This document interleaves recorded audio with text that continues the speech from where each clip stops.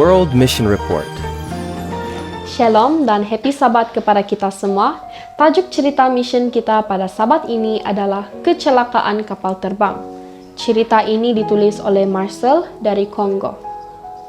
Cerita mission menceritakan seorang umat Advent hari ke-7 yang bernama Pius selamat dari kecelakaan pesawat yang berapi-api ketika dia mengunjungi sebuah gereja yang telah dia dirikan di daerah terpencil di Republik Demokratik Kongo. Pius adalah seorang penginjil awam Kongo berusia 53 tahun, selamat dari kemalangan apabila dia dan juru terbang kapal melompat keluar sebelum kapal itu menyentuh tanah. 5 orang lain dalam penerbangan mati. Istri Pius yang berada di rumah mendapat kabar keadaan suaminya melalui foto yang dikirim oleh seorang temannya tidak lama setelah kecelakaan itu. Pius mengalami luka di kepala dan kaki, tetapi tidak ada tulang yang patah. Foto-foto yang dia terima melalui teleponnya menunjukkan suaminya berlumuran darah dengan telepon di tangannya. Nicole tidak dapat berbicara dengan suaminya selama 3 hari, tetapi kata-kata pertamanya melalui telepon dipenuhi dengan pujian kepada Tuhan.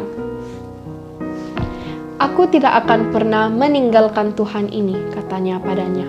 "Dia luar biasa." Penyebab kecelakaan itu tidak jelas.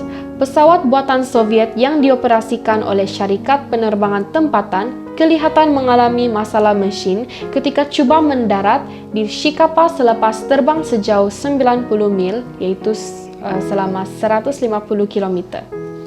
Juru terbang cuba mencari tempat untuk mendarat, tetapi masalah mesin semakin parah.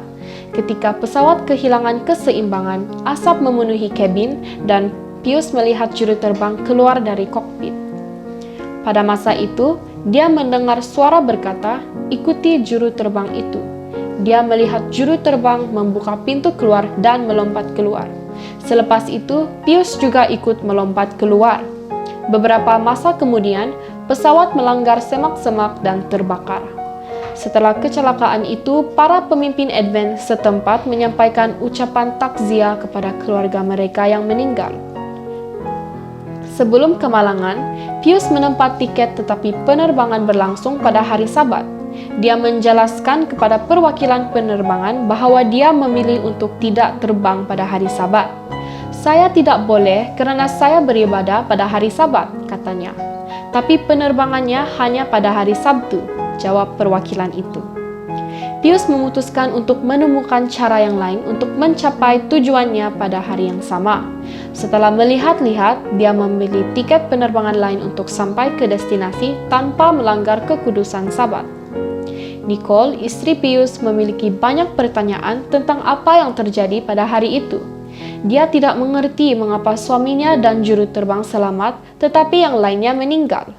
Dia tidak tahu apakah keputusan suaminya untuk memelihara hari Sabat berperanan dalam perkara ini.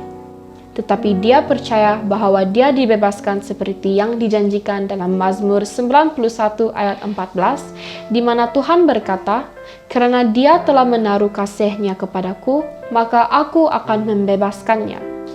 Setialah kepada Tuhan karena dia dapat melindungi kita pada setiap saat, ujarnya.